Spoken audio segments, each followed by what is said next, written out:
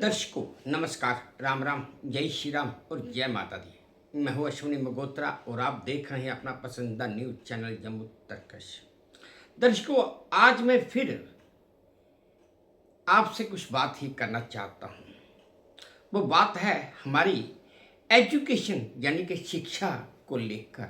हमारी शिक्षा है क्या, होनी क्या चाहिए और शिक्षा का व्यवसायीकरण कैसे रोका जाए, क्योंकि शिक्षा तो इस समय एक व्यवसायीकरण बन ही चुकी है।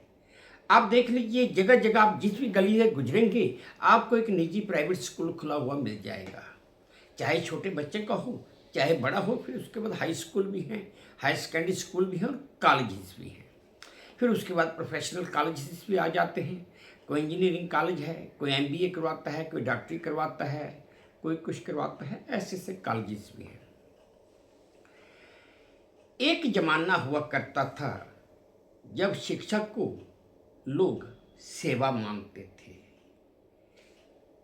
वक्त बदलता गया और सेवा व्यापार बन गई। आज के ज़माने में हर माँ बाप, हर कोई अपने बच्चों को बेहतर से बेहतर शिक्षा देना चाहता है, लेकिन इस अच्छी शिक्षा के लिए बड़े बड़े स्कूलों में जाना पड़ता है। और ये जो बड़े बड़े प्राइवेट स्कूल हैं, निजी स्कूल हैं, इन स्कूलों की फीस मिडिल क्लास आदमी या लोअर क्लास आदमी तो उठा ही नहीं सकता।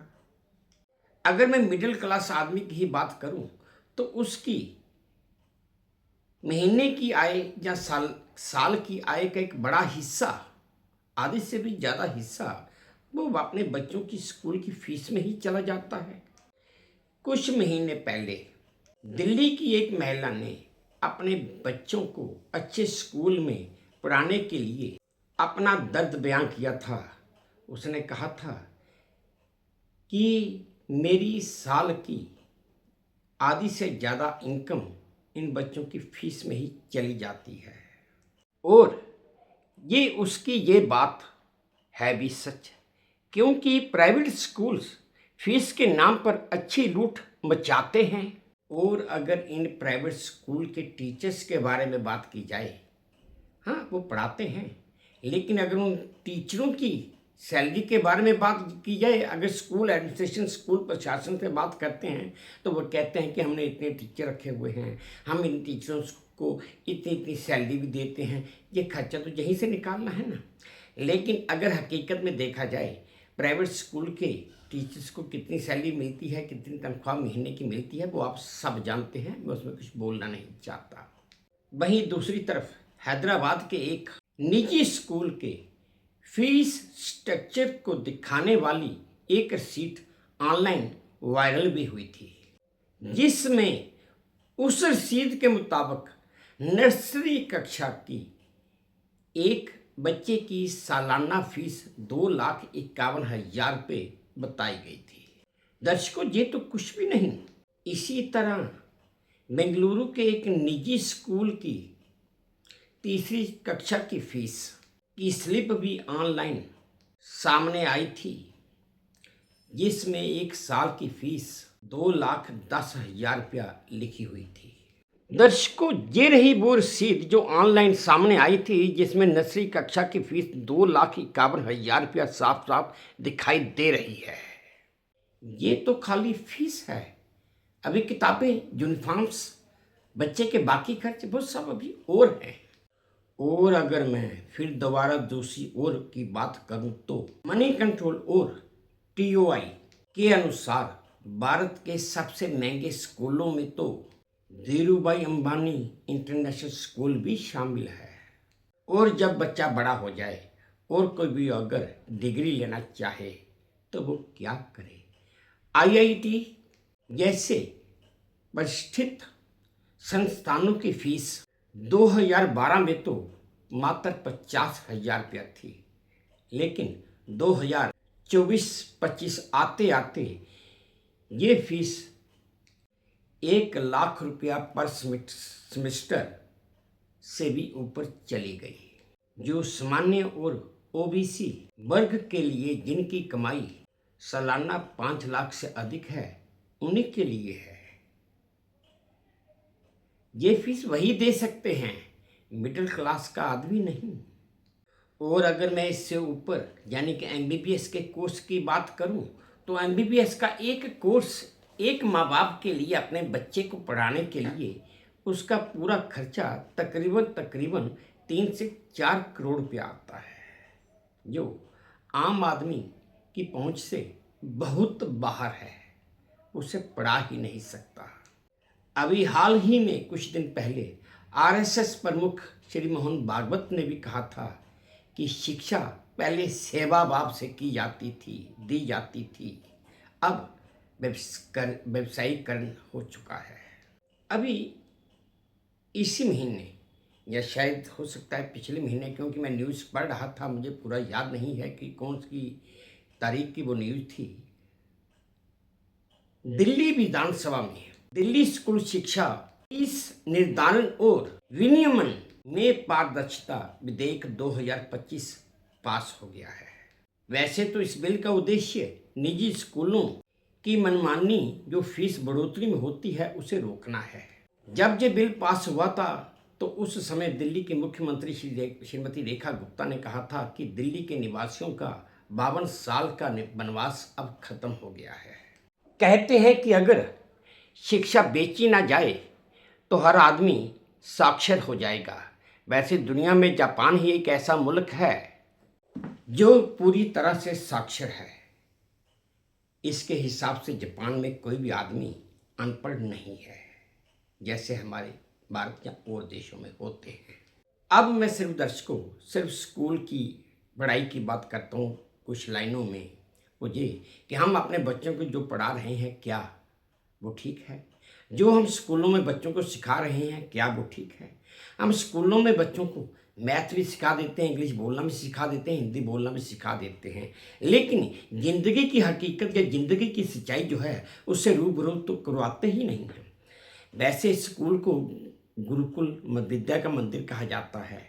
गुरुकुल तो पुराने ज़माने में हुआ करते थे, जहाँ पर बच्चा जाके रहता भी था। अध्यापक को भी गुरु का दर्जा हासिल है, लेकिन आजकल के अध्यापकों को नहीं, वो पुराने ज़माने के गुरु हुआ करते थे।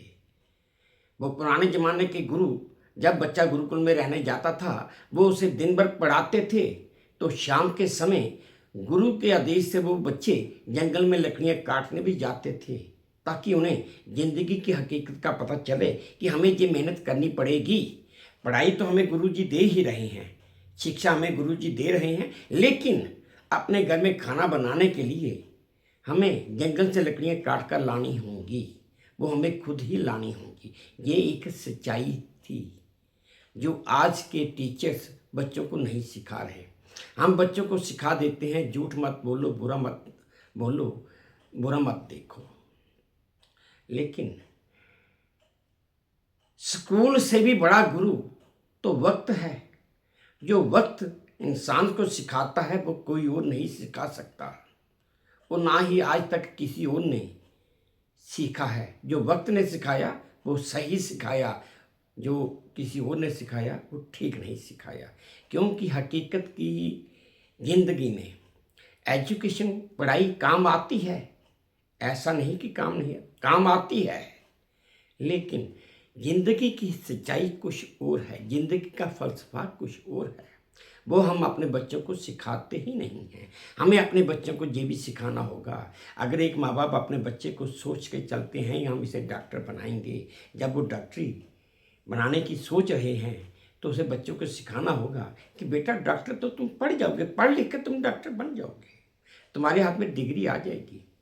ये मत सोचना कि तुम्हें सरकारी नौकरी मिल जाएगी, और ये भी मत सोचना कि तुम क्लिनिक खोल के बैठ जाओगे तो तुम्हारे पास पेशेंट्स की, मरीजों की लाइन लग जाएगी। और ये भी मत सोचना कि मैं मरीजों को लूटता रहूँगा और अपना घर बढ़ता रहूँगा। ये भी हमने ही अपने बच्चों को सिखाना है, जो कोई और नहीं सिखाता। खैर दर्शकों, ये मेरी अपनी सोच है जो मैंने आपके साथ साझा की। जैसा मैंने आपको बताया कि दिल्ली में तो ये बिल पास हो गया है, अब देखते हैं इस बिल का आगे नतीजा क्या आता है। दर्शकों, अब प्रश्न उठता है कि इस का समाधान है क्या?